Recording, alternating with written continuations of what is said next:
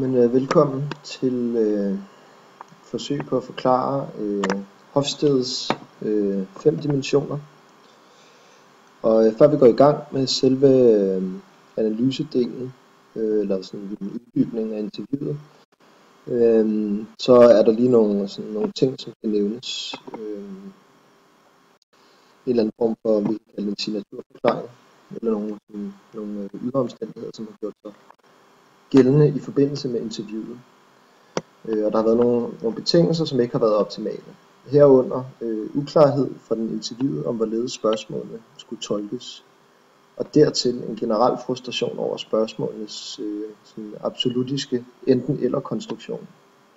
Så omstændighederne tilladt, at interviewpersonen kunne sætte sig ordentligt ind i begreberne, samt analysemodellen, havde nok haft bedre forudsætninger for at kunne give fyldestgørende svar. Derudover så har undertegnede spørgsmål været lidt for uklart formuleret, hvilket afstedkom en del usikkerhed omkring, hvad der konkret skulle svares på. Så derfor så er skitsen delt op i to. Der er en rød figur, som repræsenterer indskolingen, og en blå figur, som repræsenterer udskolingen inden for det her lands pågældende skolesystem. Derudover så skal det nævnes, at interviewpersonen er ansat på den internationale skole i Hellerup, som baserer sig på det samme skolesystem, som der her er tale om. Og min vurdering er, at der kan forekomme en eller anden form for, eller en vis bias, som ikke nødvendigvis har hold i virkeligheden. Og den kan give sig til kende gennem interviewpersonens tilhørsforhold til et både akademisk og kunstnerisk miljø, som således ikke er repræsentativt for et bredt udsnit af befolkningen, og således heller ikke sådan umiddelbart generaliserbart. I forhold til power distance, altså sådan magtbalancen og forskellen mellem dem, så vil der typisk være inden for det her skolesystem, vil der være en bestyrelse og en rektor, samt nogle mellemledere, så det minder lidt mere om et skolesystem, eller sådan om en konstruktion, som man kender fra erhvervslivet. Der er sådan en rimelig meget lighed mellem lærerstaben og det pædagogiske personale, altså sådan en lige fordeling af magt. Eleverne er sådan man kan sige, den styrende mekanisme af muligheden for differentieret er styret af det akademiske niveau, som eleverne og deres klassekammerater befinder sig på. Så der er sådan, der vil være et hierarki, men der er sådan, i hvert fald sådan mellem eleverne og også sådan deres lærerens tilgængelighed for eleverne er sådan, der skulle ikke være så stor afstand. Den overliggende sådan magt eller infrastruktur, det er mere sådan i forhold til løn, men det er også mere i forhold til mellem de ansatte. Ikke så meget i forhold mellem elever og ansatte. Og igen så her er det vigtigt, at altså det er en af forklaringerne på, at jeg har lavet de her to forskellige figurer. Fordi det er vigtigt med en sondring mellem de specifikke trin, som eleverne befinder sig på, fordi der åbenbart sådan konkurrencen er proportionel med trinnet, og navnlig i udskolingen spidser de virkelig til. Vi går lidt videre til individualisme overfor kollektivisme. Og umiddelbart så er det sådan, her der vil så også være en væsentlig forskel i det, at i indskolingen der er det sådan meget kollektivt orienteret. Og i takt med at eleverne bliver ældre, de kommer op sådan, og skal videre ud i uddannelsessystemet, så bliver det meget mere sådan konkurrencemindet. Og således så er det sådan hver mand for sig selv i højere grad. Det er sådan, igen, det minder meget om det man kender fra erhvervslivet. Det er noget med, at man skal forsøge at sælge sig selv på en eller anden måde. Hvad kan vi mere sige?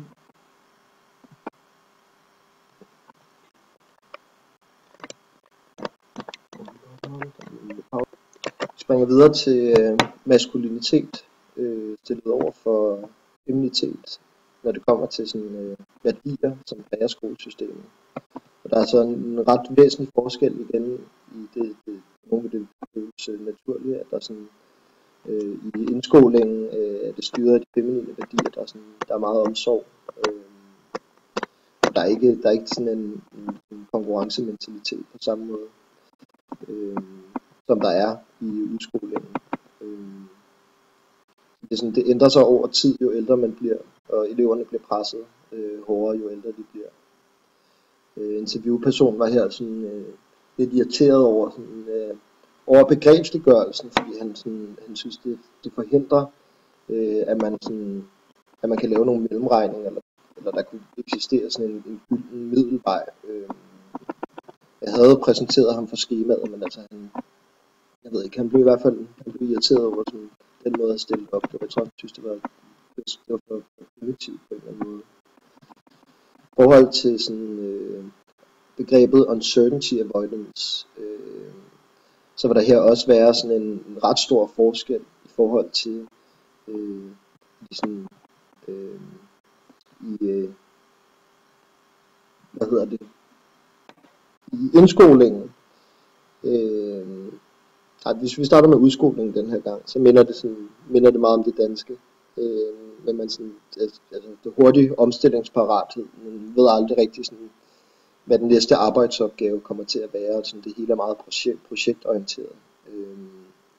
Og det retter sig altså direkte mod et arbejdsmarked, så der er en eller anden kongruens mellem sådan, den måde, som uddannelsessystemet er udformet på, og så den måde, som arbejdsmarkedet fungerer på. Det er sådan simpelthen, du ved aldrig, hvad den næste opgave bringer, og du kan lige så godt gå ud fra, at summen af arbejde er konstant. Og sådan, men i indskolingen, der er der sådan, altså, fordi det er små børn, man har med at gøre, så der er højere, finder man en meget højere grad af kontinuitet og sådan hensyntagen til, at eleverne ved, hvad den næste arbejdsopgave kommer til at være. I forhold til det er det sidste punkt, vi er nået til, sådan, om det er long eller short term orientation. Og der havde interviewpersonen egentlig ikke så meget at sige. I forhold til det sidste punkt, altså så det som interviewpersonen sagde, var at skolen sådan generelt påtog sig, altså ikke, det var, jeg tror det er sådan en dannelsesdimension, han refererede til, at den ligesom forbereder folk til livet, og ikke kun til skolesystemet, eller en orientering mod et system, bestemt system. Man kan sige, at det er sådan, måske ikke helt ligesom det danske, som også til en vis grad kæder sammen med arbejdsmarkedet, hvor man kender den der flexibility-model, hvor det er nemt at ansætte folk, men det er også nemt at afskede folk igen. Fordi vi har med et skolesystem at gøre, hvor der blandt andet er, i hvert fald på et tidspunkt vil der være sådan en eller anden grad af brugerbetaling. Det vil sige, at det er sådan delvis privatiseret. Så det, i den forstand, så er det mere sådan long term, eller sådan orienteret, end sådan langsigtet, end kortsigtet. Fordi der vil være sådan, du kan ikke bare vælge at vrage på samme måde, som du kunne i Danmark. Altså, der vil være nogle sådan større konsekvenser, hvis du vælger at afbryde din uddannelse eller dit arbejde for den sags skyld. Så de ligger sådan og ruder rundt begge barer, både for indskoling og udskoling et andet sted i midten. Men det var mit bud, så håber jeg, det har været fyldestgørende.